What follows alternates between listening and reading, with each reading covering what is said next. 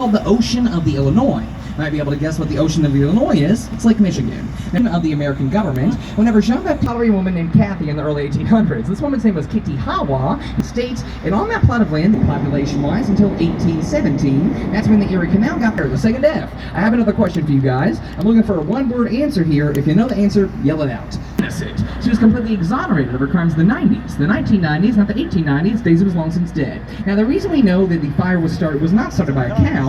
One, the barnless that wrote that in his story about the O'Learys, that story had been ran out of town. That's the craziest part in my opinion. Craziest part in my opinion are the actual real theories as to how it began.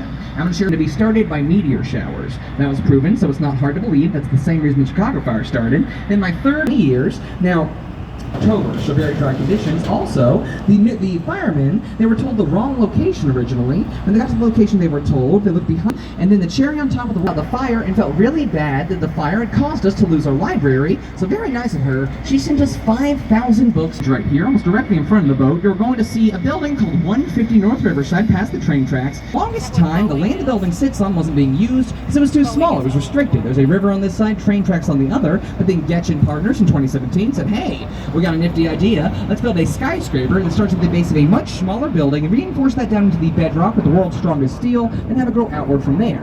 Now, my favorite thing about 150 North Riverside I'm going to share with you guys, as we get out from underneath the bridge here, I want you guys to look up at the slanted glass we're going to be going underneath. Now, my other favorite thing about 150 North Riverside, if anyone here is interested in the best cheeseburger in Chicago, right here down the wall, it's a smaller version of the restaurant's off selection of our boat class right here. I can actually wave to you guys right now. Hello. Now, the way that this building is possible, because these thick silver lines, these I-beams, there's 8 of them going up the side of the building. Those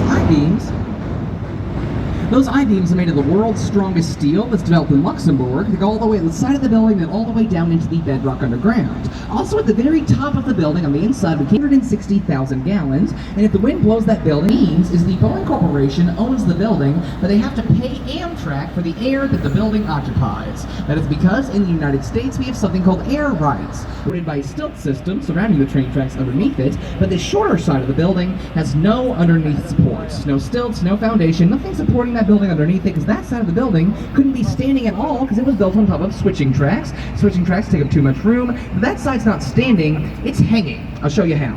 As we get out from underneath the bridge here, look behind the boat at the top of the shorter side of that building. X up there. That large white X is called a truss, and it's gripping the top of the building like this. I've already rolled a cup around the rim from the top like that, and there are 5 of those trusses lined up, one after the other, gripping the top of that building and suspending it over those switching tracks, making it to the point you can actually walk up to part of the Boeing building and run your hand underneath it. There's nothing underneath.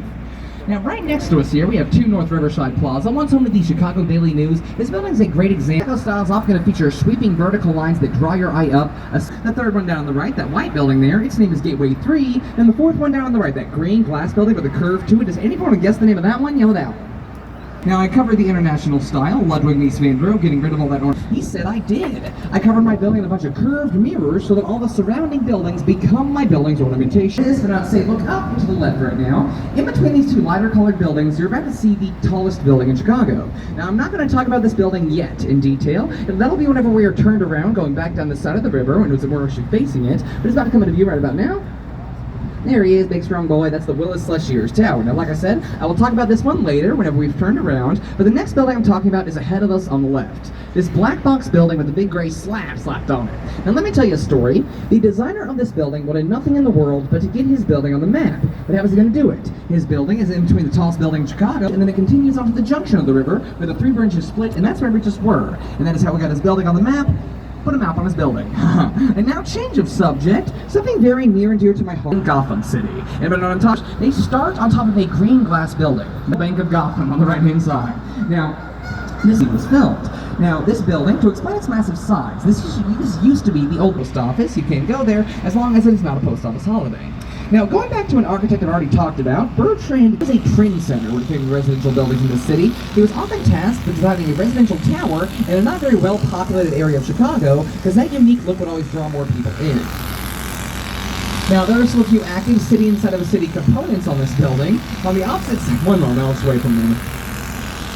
You may see some rugrats running around because on the first floor, that's a fully operational daycare that's inside the building. Now, Bertrand Goldberg, he loved this building so much when he first risked, this building's going to get knocked down. Now, the reason we wonder, why would they not adapt this building to something new, adaptive reuse, you know? Out money to redesign the building instead of just knocking the whole thing down and building up something new. Now, Chicago sent their best politicians